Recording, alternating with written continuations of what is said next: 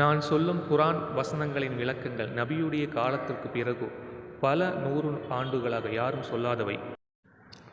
இந்த வசனங்களின் விளக்கங்கள் இந்த சமுதாயத்துக்கு பயனை தரலாம், மேன்மையை தரலாம், இறைவனுடைய வழிகாட்டுதலாக இருக்கலாம்.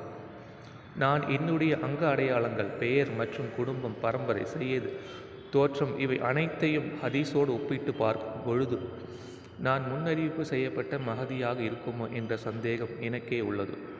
ஒரு சில சகோதரர்கள் என் தோற்றத்தை பார்த்து கேட்டபோது கூட நான் அதை மறுத்துவிட்டேன், மழுப்பிவிட்டேன். இந்த சமுதாயம் என்னை பைத்தியக்காரன், கேலி கிண்டல் செய்வார்கள் என்ற பயத்தால். ஆனால் என்னை கண்ணியப்படுத்துவதும் இழிவுபடுத்துவதும் இறைவன்தான். நான் கல்வியில் மதர்சாவில் கல்வி நிலையங்களுக்கு சென்று படித்தவன் கிடையாது.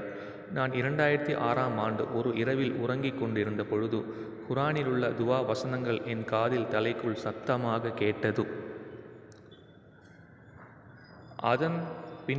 அதற்கு பின்னர் எனக்கு கற்கும் திறனும் ஞான அறிவும் அதிகம் கிடைத்தது.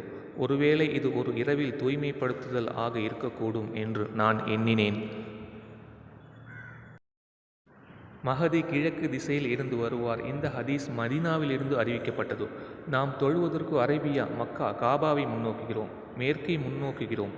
அங்கிருந்து பார்த்தால் நான் வாழும் திசை கிழக்கு திசையாக உள்ளது.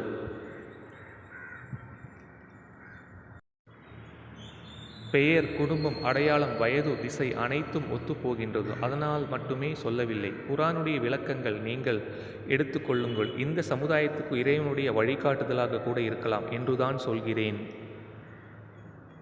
இதை ஏன் வெளிப்படையாக அறிவிக்கிறேன் என்றால், இதை மறைத்தால் என் மீது குற்றமாகிவிடும் என்று நான் கருதுகிறேன்.